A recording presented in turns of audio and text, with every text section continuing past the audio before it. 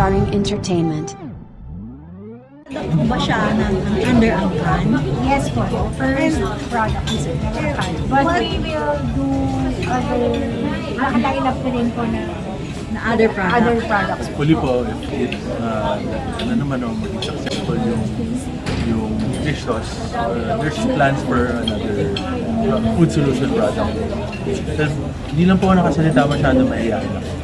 Primarily, we wanted this to reach mga kababayan natin sa ibang bansa.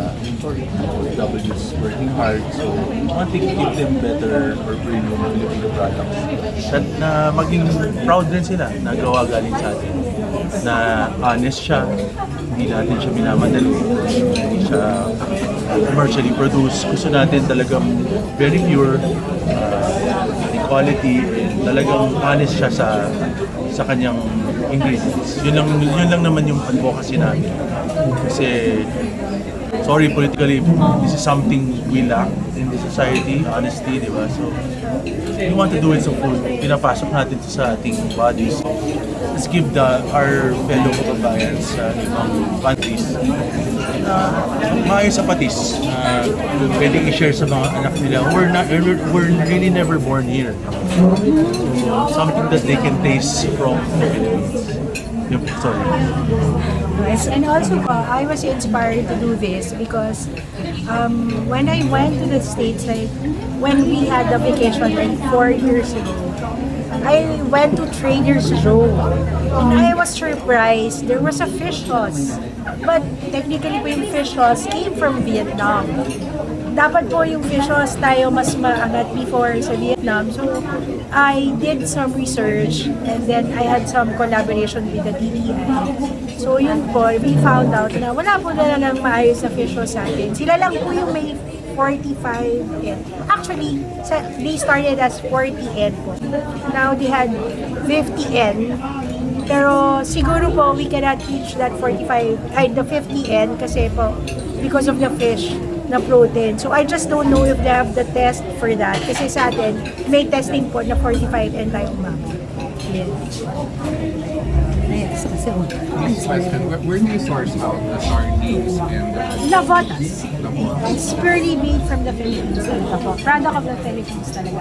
We made sure po talaga na we source it sa Navotas and fermented din po doon sa factory sa Navotas. and then your facility in the Botas, how big is it? It's just a small scale po kasi we're just starting. And then we transfer it to the toll manufacturer for them to yung GMP po, the good manufacturing quality po para to test po kung okay po siya, and then we test the protein and the other vitamins po, the calcium, the iron, but both basically the sardines came from Napoles. Yes. What about the pricing point? Kasi do you find it medyo affordable or medyo on the pricey side? Actually po, very ano po kasi yung pricing. So if we talk about the pricing, for me po kasi yung price po namin sa normal na household po siguro, it will be on the upper scale. But if you think about it in the long run, because of the health benefits, and technically, pag nagkasakit po kayo, mas mahal po yung medicine po. So in the long run, mas mura po siya.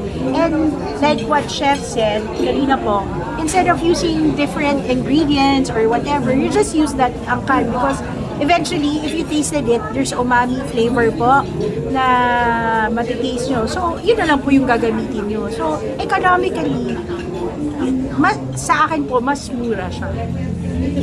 So we can say po, we can say it's more healthy, it's healthier compared to other patis. Kasi yung iba, yung mga kidney, yung mga diseases. Can you say that baka naman po magalit yung iba sa atin? So sa atin po siguro mas health benefit po nandun po siya kasi we have the testing showed may protein, may iron, may calcium. So mas maganda po siguro yung health benefits on that level po. Kaysa sabihin natin baka magalit po yung iba na sabihin. Yes po, baka magalit po sila sabihin bakit po natin sinisiraan. So mas maganda po na mas maganda on the healthier side po, we use the angkan. Kasi there's no preservative, no additives, gluten-free din po siya. Kasi it came from the sardines din po. So basically, ano rin po siya, yung naturally processed. Siguro sir sa pricing kasi we just took a small batch lang eh. So hopefully in the future pag we can procure a bigger batch siguro. So we're still a small enterprise, so we're trying to manage everything, production and everything and the risk. So kaya small batch lang po yung in-order namin for this for last year pa ho. So yun. Kasi yun din po, the fermentation takes up To be honest, it's 12 really hard. months. So medyo risky. So we just started with a small batch then. And we also wanted to promote the botas, the traditional way of doing the patis. Pero not in the tapayan na, kasi hindi na po siya very, di ba? Hindi na po siya, tawag to, yung cleanliness po yung GMP. Pero we want to preserve din po yung, May hygiene issues no, talaga. yung traditional na botas din po. So, yun lang naman po gusto namin is to support local Filipinos, to promote more jobs for the Filipinos. Fisherman natin. Oo, diba? Fisherman po natin. Or because the name is very familiar yung branding yung customers. Before entering into business, what kind of business are the family? Yung family po namin, Reyes, has been in the restaurant business since 1936. Although the product is not really connected with the company, I am part of the family and come from that family. All our life, lahat kami almost sa food business.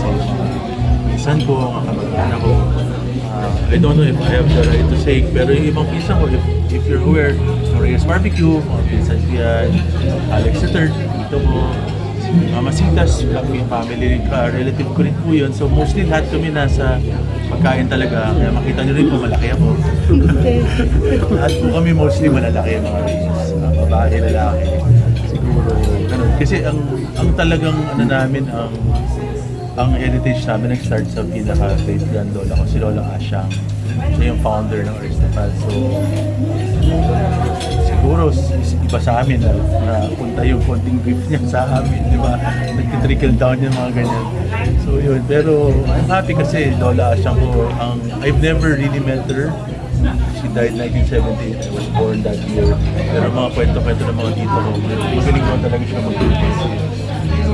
And ang Aristocrat ever since pine-preserve yung classic Filipino food.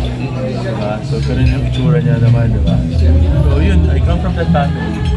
But I used to have my own restaurant before, pero yung pandemic, sinara ko. Ito naman, it's more of passion project ng wife ko. Mahilig magpatis to. Ako hindi ako mapatis talaga.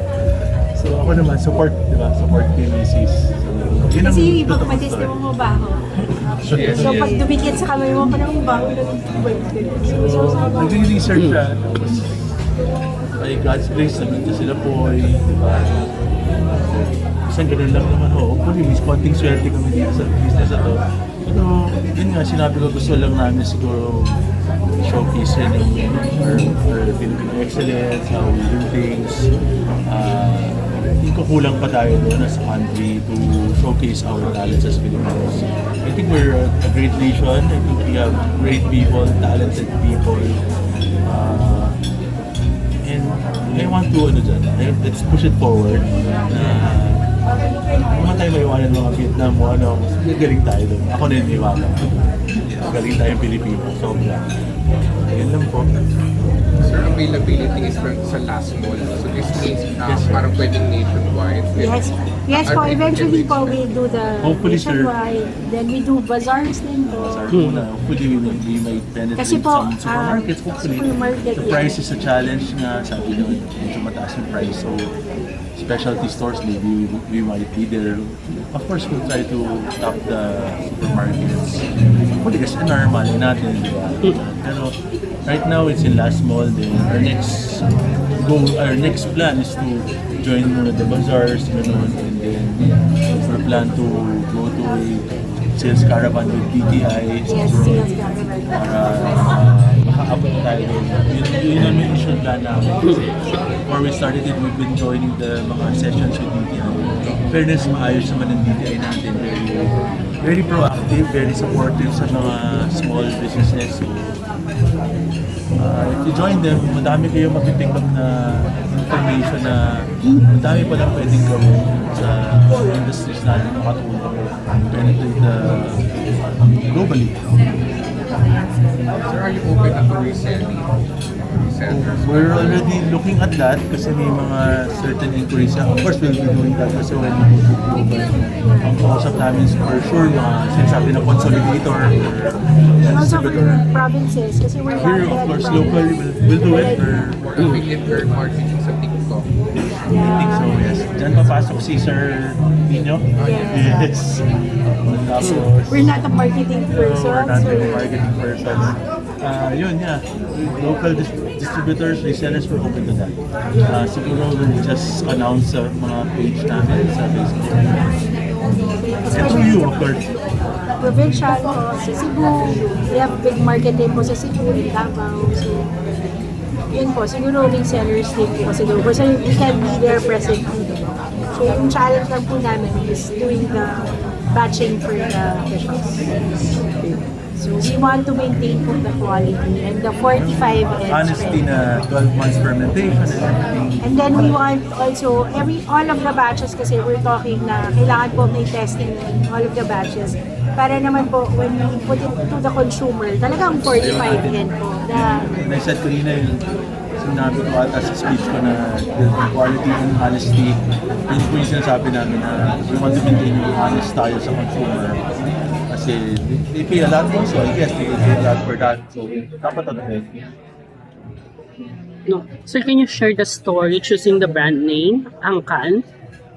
So actually, first, we habang were brainstorming ako.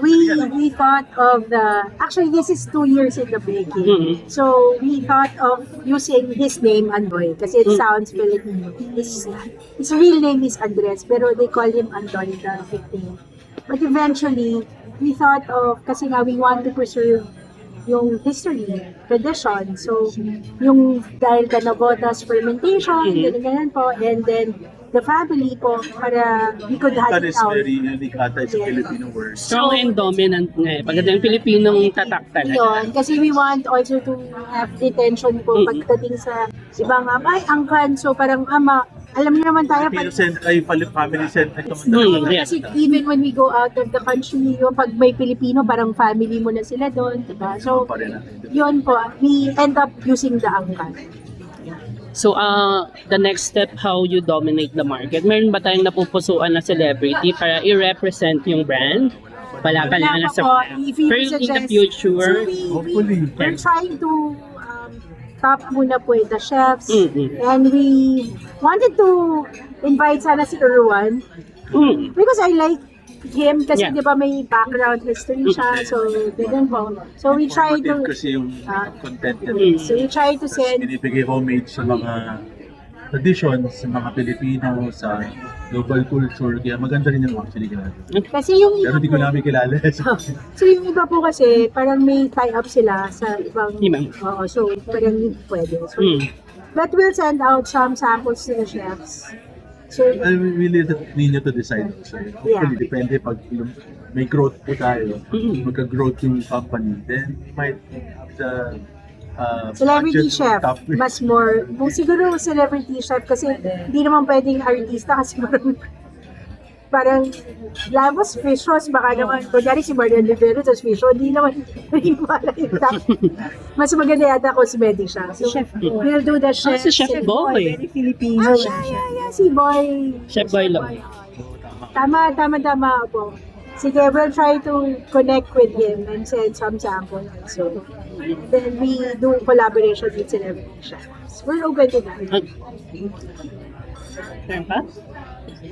Ma'am, kapag ginamit mo na siya sa pagluluto, meron bang adjustment or anything sa portioning or sa or So as usual far, na like, we use it at home kasi I had my mom try it. Parang wala siyang adjustment. Parang same lang din. Hindi ko alam. You do table. I don't know how to cook. I know how to bake, but I don't know how to cook. Kasi feeling ko pag nagkukuha ka, adjustment on your own. Pero I asked my mom, she said that same lang din yung ginagamit niya actually mas lesser daw eh. Kasi parang mas malasa daw sa kanya. So mas lesser yung gamit niya. Compare mo dun sa old patis. Pero kasi hindi na rin naman kami gumagamit ng old patis since kami nag-R&D. So we use that patis na. So parang sa kanya mas lesser. Kasi nga mas Mother-in-law kasi less. yung nagluto sa bahay. So mas lesser yung gamit niya daw ng fish sauce compared to others. Kasi yung others, di ba, mas salty sobra. Tsaka yung amoy niya mabaho. Sorry, parang ako nagbabago. Strong yung So amoy ng that's iba. why, before kasi we buy Thai fish sauce at home. Kasi nga yung sa atin, medyo, di ba yung gilid niya nagsisalt na? Sasabi ko madumi. Oo, in fairness yung sa amin po, I tried parang storing it for 6 months. Salation Udon. Wala, First press. wala yung salt siya. Kasi nga, parang I asked sila po, sabi ko, bakit may salt? Sabi niya nga kasi, yung iba daw, it's like fish, ay walang fish, water and salt, and fish extract na lang.